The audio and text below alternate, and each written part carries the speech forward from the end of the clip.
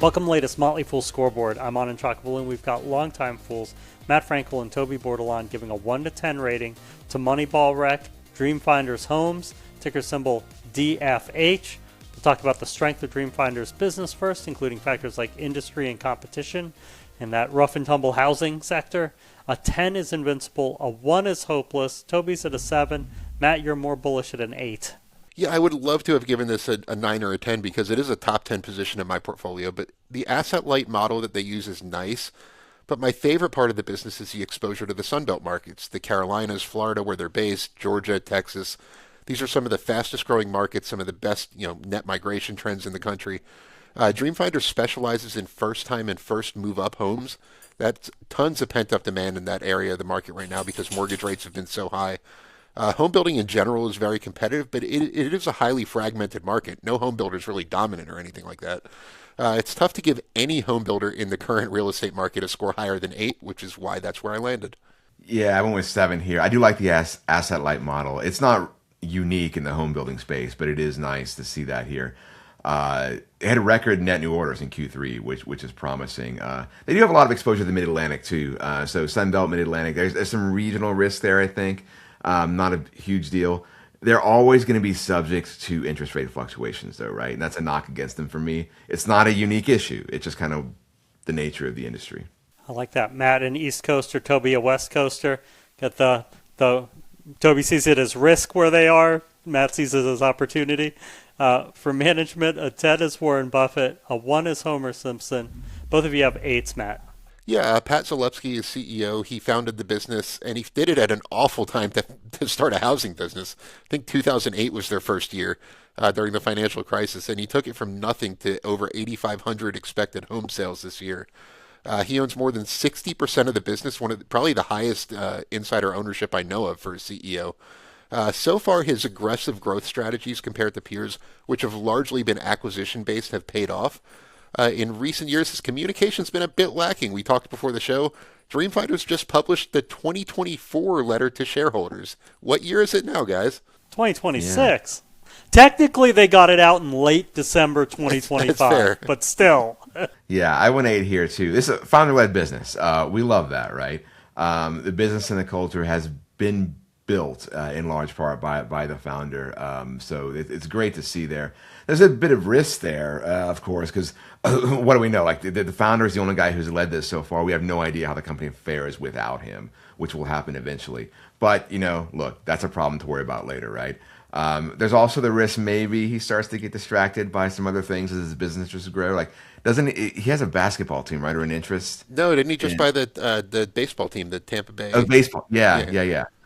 So it's something just to keep in mind as you start expanding. He says it's not a big deal, not going to distract me, but something I think you want to watch. But still, so far an 8 for me. Yeah, 60% ownership too. It's that makes you pretty focused. For financials, a 10 is a fortress, a 1 is yikes. Toby's at a 7. Matt, you're at a 6. Yeah, as I mentioned, Dreamfinders is one of my largest investments, but its balance sheet is my least favorite part of the stock. Due to that acquisition-heavy growth strategy I mentioned, which has worked out so far, the company has far more debt than its peers as a percentage of its market cap and revenue and things like that, pretty much compared to any other publicly traded home builder. It's not an unmanageable debt level by any means, but it does make its profitability a little more vulnerable than its peers in tough times. Strong margins, but right now all home builders have strong margins. They've been strategically buying back stock, which is nice in the weak market environment, but I can't give it more than a 6 for financials. Yeah, I went a little bit higher at 7 here. That landline model does reduce the capital risk and allows for some flexibility in the economic cycles as you ebb and flow, so you love that.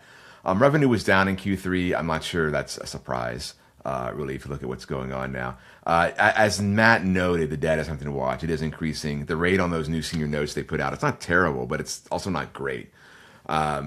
They can ride this out for a little longer, the continued down cycle, but it's critical that they can do that, right? Because we don't know when it's going to end. So it's something to watch. It is interesting that they have more debt than competitors, even with that option-heavy land-light model with those acquisitions. You wouldn't expect that. You'd expect their balance sheet to be super clean, but makes sense. They're using it for growth versus buying the land outright. Toby, let's talk valuation. How well will Dreamfinder stock do over the next 5 years, and how safe is it? 10's a sure thing, 1's a lottery ticket. I went with 10 to 15%, and I'm optimistic that we're going to see a housing rebound soon, so that's a big part of that. Dreamfinders is a good business. They're going to take advantage of that rebound when it comes. Safety, 6 for me. It's a cyclical business. They aren't really safe necessarily. If you do it right, you can ride out the downturn. So far they have, right? But there's always the risk that it's going to hit when you're not really prepared for it. So there's a little more risk in a business that's as cyclical as this one. Yeah, I said a 10 to 15% return over the next 5 years with a safety score of 7. I probably could have gone lower on the safety score if I'm being totally, now that I'm thinking about it. But in a strong real estate market, this could be a 15% plus returner. We've seen it happen in the 2021, 2022. It currently trades for about 10 times forward earnings. So the market's really not giving it much credit for any near-term growth. The asset-light model and the focus on the fast-growing markets really does give it a little bit of safety, but its higher debt levels really offset that more than you would expect. So that's why I gave it a 7. Thank you to both Matt and to Toby. They've given Dreamfinders Homes pretty strong overall score of 7.2 out of 10. But Toby prefers D.R. Horton if you want safety, as a top it, while Matt prefers NVR, the original asset-light option-heavy company for quality. Matt calls them the J.P. Morgan of home builders, NVR that is. Look out for a new scoreboard every market day at 7 p.m. Eastern. Next up is Paychecks. Till then, Fool on.